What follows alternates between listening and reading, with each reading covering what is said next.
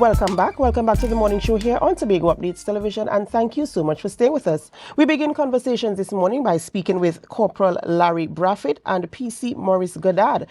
They are from the T.T.P.S, and of course on Mondays, we usually get the crime updates as things happen here on the island of Tobago. In addition to that, the conversation will also speak to managing children with anger issues. Good morning and welcome. Good morning, everyone. Good morning to the listening public. Right, thank you so much for being here this morning. And as you know, it's always exciting for us to speak to members of the T.T.P.S as we get an update as to what is happening on the island of Tobago as it relates to protecting and serving with pride, detecting crime, and of course bringing the updates as it relates to occurrences on the island of Tobago. Relatively quiet week coming out of the carnival season, but however, there has been criminal activity on the island. So we just want to address some of what has happened over the last week here on the island, and I'll start with you, Corporal Brathwaithe. Can you give us some updates? All right, so I will give you some updates, yes, during the period, the 26th to the 1st of November, the 26th of October to the 1st of November. And as you know, the Trinidad and Tobago Police Service continues its commitment to maintain safety and public order across the island of Tobago and across all districts. But as it relates to the different districts, I will speak about what would have happened per district. In the Scarborough district between October 26th to the 27th, you know that the police would have received reports of larceny involving cash and valuables stolen from a parked vehicle along the Milford Road, Lambu, and investigations are continuing. So just want to remind the public, yes, you have to maintain some semblance of safety. You have to make yourself a hard target. Some persons will park their vehicles and sometimes it will be open or their valuable items will be displayed for all to see, valuables, cash, alarms, laptops, cell phones. Just reminding public to make themselves a harder target, secure your belongings. And yes, you should have a right to be able to park your car with your items in your vehicle and it should be safe. But at the same time, you have to, look after yourself. Don't make yourself a victim. But unfortunately, that would have happened. And also, condolences to the family of the deceased. Between October the 28th and 29th, officers responded to a homicide. And the officers are, they are working as seriously to investigate that occurrence that would have taken place in in the Scarborough district. And also between October the 29th to the 30th, there was a shooting at Backhill, Wim. The suspect is in stable condition. We'll just speak briefly about that. We'll go in depth. And also on October the 31st and November the 1st, police are investigating a wounding incident at Tank Road, Signal Hill. The suspects have been identified and investigations are in progress. So that's from the Scarborough district. Let's talk about the Sherborne district now. In the Sherborne district between October the 27th and 28th, there was a robbery with aggravation which occurred along the Riseland Trace patient cell. The victim was robbed of valuables by assailants armed with firearms and cutlass. And also during the same period, officers also responded to a malicious damage report at Montgomery Junction. That is where a vehicle's windscreen was damaged. A suspect has since been arrested. Also between October the 31st and November the 1st, police are probing another malicious damage report in Pleasant Prospect where a vehicle's tires were slashed. Inquiries are continuing. We are seeing a lot of vehicle-related incidents, right? And also in the Roxburgh district, you see between October the 27th and 28th, police are responding to a report of warehouse breaking and larceny at the Goldsboro Water Treatment Plant, Cow Farm Road, where tools valued at approximately $24,000 were stolen. Investigations are continuing. As I would have said earlier, the Trinidad and Tobago Police Service remains actively involved in investigating these matters. They are working as seriously.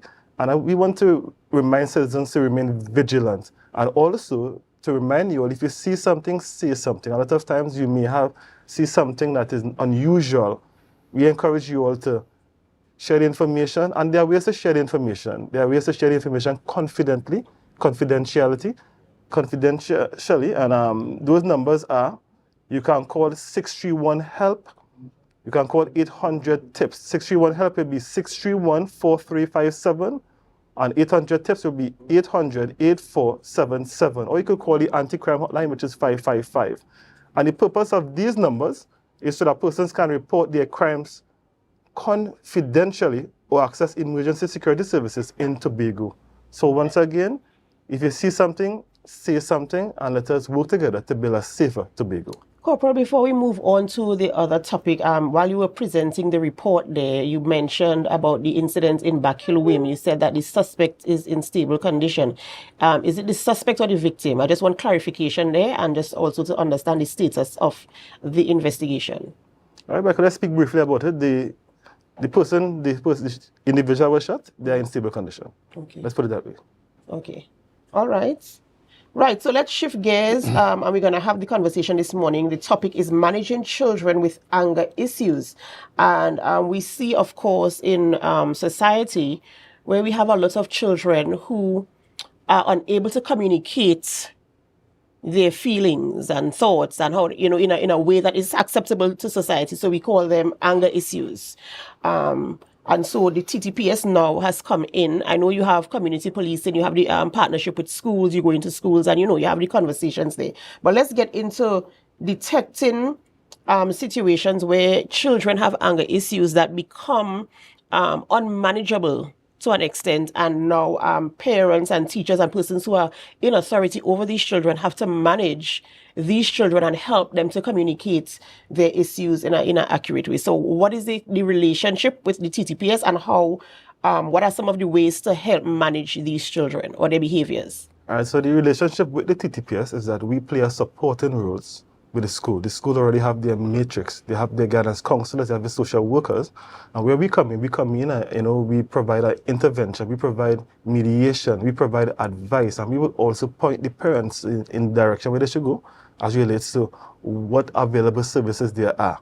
The police, we try to tackle these issues. As a matter of fact, recently, it would have started last year, there was the CCRC, that stands for the Community Conflict Resolution Center.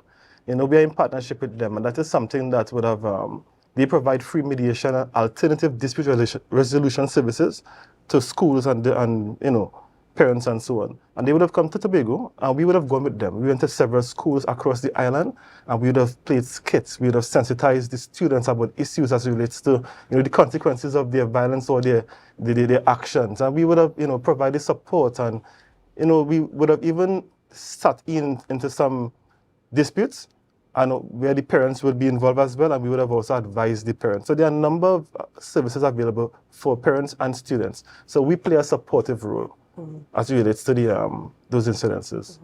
All right, and PC Goddard, outside of providing that supportive role in terms of mediation, I suppose, intervention, conversations with the parents and teachers and whomever the children are, whose care they're in, whether it's daytime during the school or at home. What are some of the other, I know you're into the sporting aspect of it, the entertainment aspect of it, that kind of recreational aspect of managing children and providing an alternative for them to express, because children have a lot of energy. Right? They have a lot of issues as well, just as adults do. And sometimes while we as adults might be able to deal with some of the issues that we have because we take responsibility for ourselves, they might not have the avenues to let their frustrations out. So they become angry and they act out. What are some of the things that you have provided in the T.T.P.S to ensure that there's a space where children can feel, not just children, but young people can feel safe to be themselves among their peers, among people who have the same types of issues that they have, and not feel judged or not feel as if they have to lash out or be angry or aggravate a situation? Well, good morning, first of all, to the whole of Tobago and Trinidad by extension, and even the people in this room. So one of the things that we've provided, we have partnered with different entities in order to provide sporting training and also counseling. And also of ourselves, we go, well, the corporal could tell you that we go to many of the schools daily, try to speak to the principals and also sometimes the parents. One of the things we've noticed is that the anger is not just coming from the student, but also the parent or guardian, really from the teacher. So when the child lashes out, most of the time is as a result of something happening at home. Sometimes the parent and all doesn't see it and doesn't realize I'm doing something that is aggravating my child. even in sports, as you know, I coach a lot of football, and I work with a lot of school children, and sometimes you see children not performing, or you see when they are there, they get angry easily. And sometimes it's not because of what is happening on the field, but it's what is happening off the field. So what we try to encourage parents to do is, pay attention to your charges, spend time with them. Because sitting in the same room is not always spending time. You in the room, the child in the room, but we both doing something else. And I tell parents, you have to get down. If the child is on the ground, get down on the ground with the child, bond with the child, and then you become that part of that child, and you know when something is wrong, and then that child can relate to you. And it's hard for us as officers and also as teachers to try to manage children when they are angry. And sometimes you have in one class children coming from different cultures, and let's say 4 of them are or 5 of them are angry, the class can't start. So it's hard. And what are some of the practices that you have tried? I mean, I know you said I like getting down with the child. The child is sitting on the floor. Sit on the floor with the child. Get to the level of the child to ensure that you make that kind of connection so that they could, relax and communicate in that kind of way. What kind of results have you seen from some of the approaches you have taken to deal with children who have demonstrated those types of behaviors? Well, for the parents that would have listened to us, they are getting good results. There's also the counselors that will give other advice also, and they are getting results. But for those who don't think that it's applicable to them, we still have to find other ways to reach the parent first of all. Because most people don't realize the children don't know themselves, and most of the time they act out as a result of what is happening in the background somewhere. Right, and we have to look also at the wider picture. I mean, I know you reach out to schools, you have conversations with schools, you have partnerships with different agencies, as you mentioned, and a relationship with the schools. In terms of communities, how do you intend to infiltrate your communities? Because there might be children who might have passed school age, or they might not have been in school for a period of time. How do you integrate the intervention at the community level to ensure that children and young people in communities, they are all catered to in that type of way? Well, I'll let Corporal Brathwaithe answer, because he is the owner of a police youth club, and he will be able to speak more on the community. Although I have some ideas and do some stuff, he's more versed in that area. Okay. As it relates to the community, policy clubs are open to everyone in the community from, all age groups. We have no limit. Yes, there's a limit stipulated by the UN as to the age of a child, but we are open to everyone, and persons in the community are free to come and access the services or the activities at the policy clubs, at the community centers where most of us would keep host our policy club meetings, or even within the general community.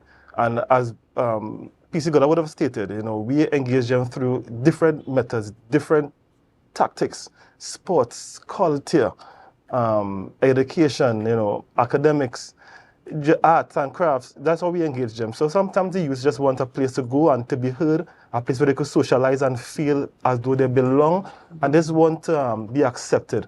A lot of the time when I see students lashing out and they're angry is because they may be feeling unheard. They may be feeling unaccepted or unwanted. They feel as though nobody likes them or wants to be around them. And sometimes it might just simply be they're going through the phases in life. Hormones might be taking place. And also they could simply be patterning what they see at home. Social learning dictates that somebody will more or less pattern what they see at home or in the environment. So that's why some students are angry. So when we accept them or we embrace them into the policy clubs or different community initiatives, not only policy clubs. Police are involved in a number of initiatives in the community, not just policy clubs. We are part of churches, we are part of, village councils, we are part of even our own NGOs, and yes, policy clubs, about the policy clubs. So it's a way where the youth come and, just sit down and we speak to them. When I have meetings, I like to form a little circle with them. All of us sit down in a circle. Nobody hiding behind anybody. And we just ask them, we just let them speak about any topic and talk, and hear them sharing the view, discussing things, talking about their parents, and, you know, and you'll be surprised to hear what is on their mind, and something you have to set the record straight, speak to them, advise them, because in their own little naive minds, they perceive the world differently. Not naive, in their own little minds, they perceive the world differently, but we have to guide them and, you know, lead them along the right path. So yes, we have ways where we will guide them and allow them to channel their energy and their frustration, sports, academics, arts and craft, different activities. And I do hope that as you continue to partner with other agencies across the island, whether it be corporate or state agencies, that you get the measure of support, and of course that we make the impact that we're hoping to make to ensure that the young people feel as if they have a space where they can express themselves and of course treat with the issues that they endure in a way that can bring some type of relief to them, to their homes, to their communities, to their schools, and to society at large. Thank you guys so much for coming on this morning and having the conversation with us this morning. Ladies and gentlemen, we've been speaking with Corporal Larry Brathwaithe and also PC Maurice Goddard, bringing the T.T.P.S crime updates and also speaking about how to manage children with anger issues. Remember, you can also contribute to the conversation. You can also assist a young person. If you see somebody looking down and you think you have what it takes to help them, please help them. If not, lead them in the right path. Remember, ladies and gentlemen, you can be a part of our conversations by leaving your comments on our Facebook live stream and our YouTube channel at Tobago Updates, because we want to hear from you. In the meantime, we have to go for a short break before we continue conversations here in studio. And as we go, we invite you to help us. Share the live, share the live, share the live. We'll be right back.